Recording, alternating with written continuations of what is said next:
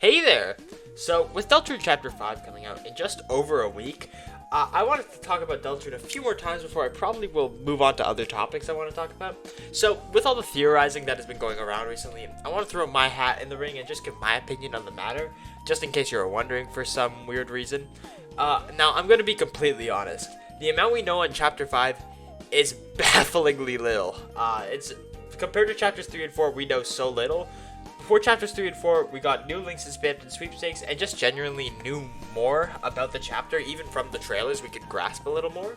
Because the trailer really didn't show us a lot for Chapter 5, which is fine, because the game's only coming out in a couple weeks, or a week from now, basically.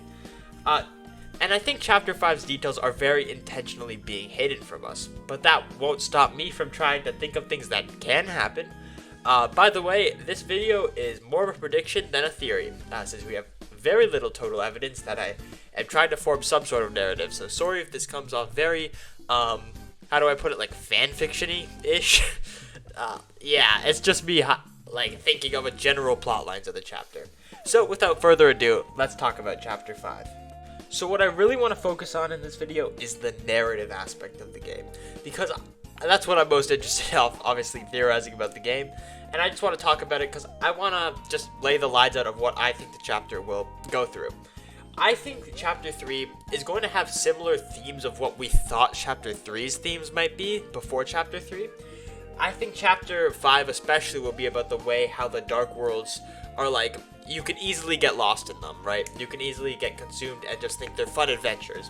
The Dark Worlds seem so perfect that you want to stay in them and have fun adventures with your friends, and I think one character will represent this the most.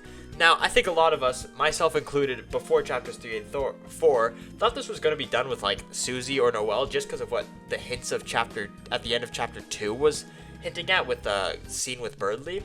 But to me, it seems so obvious now that out of any characters this would be done with, it would be Asgore, who, as we know, Chapter 5 is taking place in the Flower King shop. This idea came from me mainly from the newsletter that was released alongside the Deltarune Chapter 5 trailer. In the newsletter, it states, in Chapter 4, we saw dark clouds on the horizon. That's why, let's not look there for now. Let's turn around and watch the sun before it goes down completely. Let's smile again. Let's have one more fun adventure, okay? Now, when I first read this, I thought this was written as a way of saying that the chapter won't be that deep, right? It was just from, like, Toby Fox or whoever writes the newsletters, that we shouldn't expect big topics for the whole game in Chapter 5 and just wait till Chapter 6 and 7. But I really don't think that's really the case. In fact, I think this will be the case in the front half of the chapter maybe, but then later on we'll get some really deep things with Asgore and other characters. In a regular narrative at this point, we shouldn't be doing the silly fun adventures anymore. I just want to say. At the end of Chapter 4, we've seen the Titans, we've seen the Knight, we have seen the threat, and it's time to focus and save Hometown because we know what's gonna happen and we need to stop the prophecy from happening. We know the danger and we need to do it whatever it takes at all costs, and there can be no distractions. So why would we go just back to how it was in like Chapters 2 and Chapter 3? I think instead that this chapter will really be all about Asgore and his ties to the narrative and his character in this game. I think we'll learn about what is going on with Carol and to extension the Knight's plan throughout this chapter. So before I really start saying things about my predictions for the narrative, again, this is really just speculation, not a lot of evidence, so take everything I say with a major grain of salt. Okay, so to get back into it, I think Asgore will be completely consumed by this Dark World, and will not want to leave or have us seal the fountain. He will be the Flower King, we know this after all, and he seemingly treats his flowers well, so I think they'll treat him kindly back. And he will have, in this Dark World, what he feels he lacks in Hometown, which he no longer possesses that he once did, and what he yearns for. He doesn't have the love from Toriel or from really his family seemingly, or from his peers, and he doesn't have the respect from his peers as well, because he has lost it all, basically, and is just really seen as a somewhat kind man in Hometown. So I am fairly sure at the very least this will happen, where Asgore will not want us to seal the fountain because he'll have it all in this Dark World, seemingly, but he'll need to snap out of it and get back to reality. And I want to connect this back to the passage from earlier, because I do think the passage actually connects back to Asgore's character. Because I think at some point in the chapter, Asgore's gonna try to distract us from trying to seal the fountain, right? From the passage it says, let's have one more fun adventure, and let's not look there for now, which is referring to the dark clouds from the previous line. Let's turn around and watch the sun and go down completely. Let's smile again, which to me comes across as a character, I don't think this is a direct quote that's going to be said by Asgore, but as a character that's trying to distract us from the heavy topics and just try to ignore the things that are happening. And Asgore, as we see, does actually do that in Hometown. He seemingly ignores the bad things that have happened in the past. He thinks he can just snap his fingers and everything can go back to the way it was. He can make everyone happy again, and his life can go back to being what it once was. And in the process, he is making nobody happy, even though he's trying to make everyone happy. And yeah, I think in this chapter that Susie especially will want to push past this at this point, because Susie knows that the prophecy needs to be broken. We need to focus on the goal, and I think this will lead to other events happening in the chapter from there. I can't say for sure, obviously, yet. The only problem I see with this so far is that it's kind of similar to Tenna, distracting us in chapter 3. We've already had a character in the Dark World, the main character in the Dark World, the main Darkner at least, try to distract us and keep us in the Dark World for as long as possible, try to distract us with fun games and stuff, fun adventures, right? That's Tenna's whole thing, and this seems very similar to that. So I think there could be some differences, like I don't think it's exact, obviously, but again, it's kind of similar in a way, so I don't know how much you like it. I don't know if I love it either. It's just a little similar, but it could lead for differences, obviously. However, I think that Asgore might really just try to do something akin to this, and I don't think it'll really happen. I think it might just get shot down immediately by Susie or something, who's just we need to get to our goal, right? No more distractions. And I think that whenever this confrontation happens, Susie and Ralsei could get locked up by Asgore in some way, shape, or form. I think that maybe Asgore will see them as bad influences on Chris, right? Because Asgore in the Dark World, I think, will be kind of corrupt in a way, where he'll start to think that all his decisions are right, because the flower darkners will be hyping him up, right? He knows best or whatever, and so he feels free to judge people, and he can see Susie and Ralsei as bad influences, lock them up, and that's how we separate them. Chris gets separated from them, we see in the trailer. Chris is separated from them in a fight. Now this may include secret boss stuff in this segment, but who knows? Can't say for sure. So, from here, we'll have to fight Asgore at some point, and then seal the fountain, with stuff obviously happening in between these moments, but that's just a rough outline. So, that's just a vague outline, as I said before. It's just a vague outline of the chapter. So I want to talk about other important narrative things that could happen in the chapter. I don't know for sure if these things will happen, but just hypotheticals. So, the most important thing that could happen in this chapter is Ralsei meeting Asgore. Surprisingly, I don't hear people really talking about Ralsei and Asgore meeting. People were so much hyping up Ralsei and Toriel meeting in chapter 3, and Toriel was just asleep. But Asgore will definitely see Ralsei at some point. There will definitely be some confrontation there of them seeing each other. Now, I honestly can't predict what Asgore's reaction will be. I can't at all. I don't know.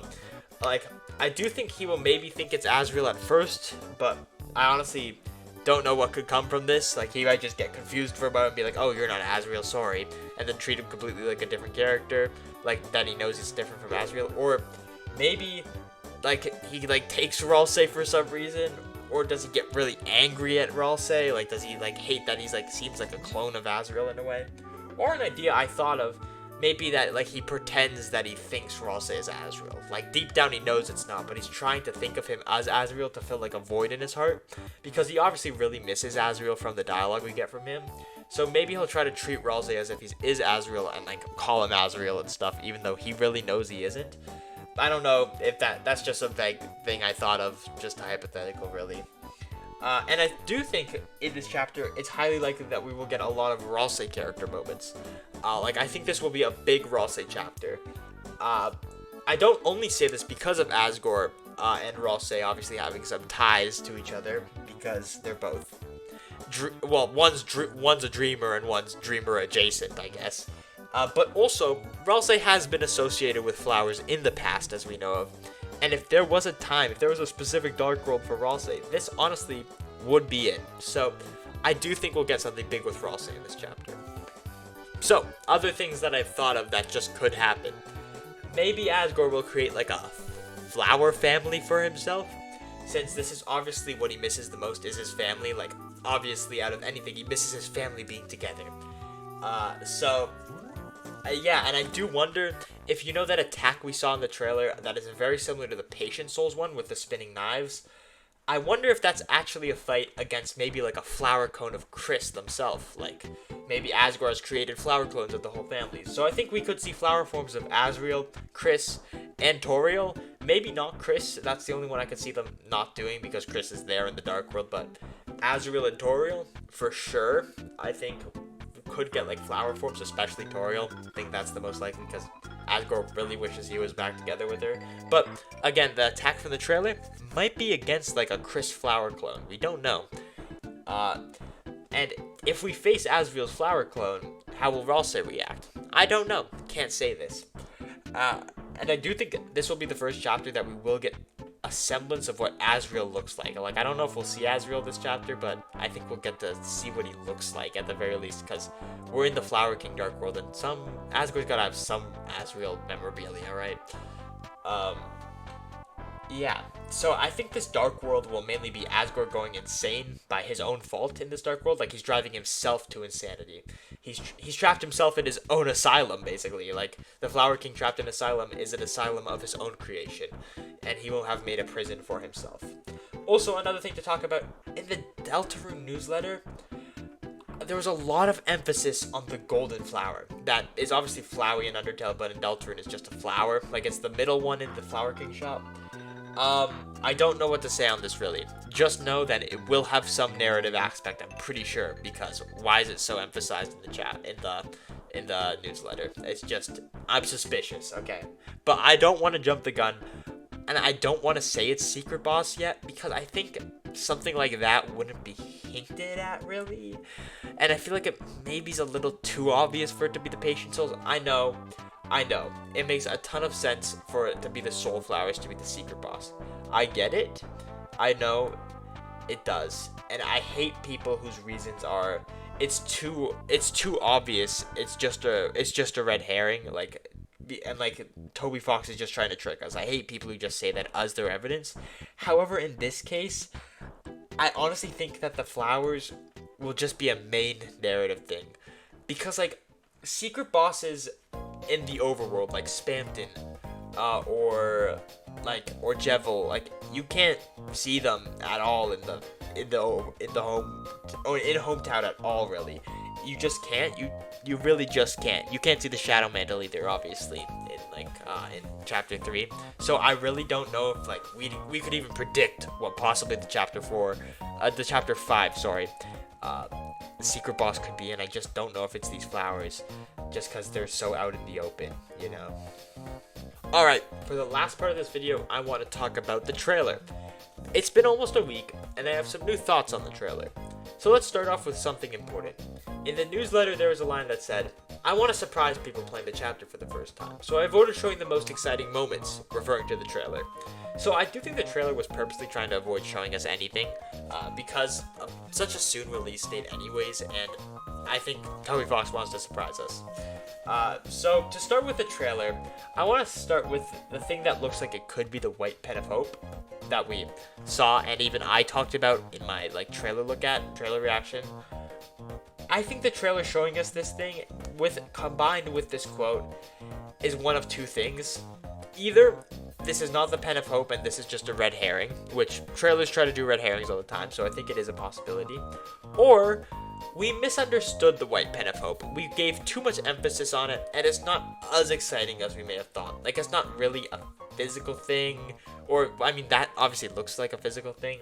It might just be like a representation. Like, maybe it's a representation that comes to life, a representation of our hope to break the prophecy, right? And it's just something that helps us get through the chapter. Like, maybe, I feel like that feather could just be a gameplay gimmick. Now, I know that sounds really stupid and pessimistic in a way, it's not this cool thing. And I just don't know if something of the caliber that we were thinking of would be in a trailer like this. I also especially say this, really want to emphasize this here. I especially say this because there's no cutscene leading up to it, seemingly. You just walk up to it. So, I really think this could just be something that we find throughout the Dark World. It's some regular thing we see. I don't think this is anything special, maybe. Because you just, yeah, Chris, Susie, and Ralsei just seemingly just walk up to it, no cutscene plays. Yeah, so, the other important thing for the trailer, the attack that is very similar to the Patient Soul from Undertale, I think it actually could be the flower clone of Chris, like I talked about earlier, if it exists, or is just some sort of mini-boss. I think it's highly likely that in the chapter that each of the quote-unquote soul flowers, as I refer to them, will just be like mini-bosses throughout the chapter. Like, there'll be like 7 of them or 6 of them, and like the golden one will be a bigger fight. Yeah, like the golden one could be a full-on boss, the other ones are just like mini-bosses. I just want to go on a limb, I don't think these will be the secret boss, because I just think the secret boss will be completely different, and I don't think a whole attack would be shown from the secret boss. I just doubt it. I just don't think so. Now, yeah, I don't know. And that's all I have to say on the trailer, because those are the most important things in it. If you have different opinions from me, that's completely fine. And I'd like to hear them if you want to comment them. But those are just my opinions and my predictions, because I do want to be right when the chapter comes out, believe it or not. So these are my realistic predictions for the chapter. Alright, so thanks for watching this video and sticking around to the end if you did. Sorry this isn't really much of a theory, and more of a prediction / honestly fan fiction of what might happen in Chapter 5. So, yeah, just vague predictions. These are just some cool ideas, really, I cobbled together, so let me know if you like them or not. If you did like this video, think about subscribing. It just helps me know you're enjoying my content. Alright, goodbye.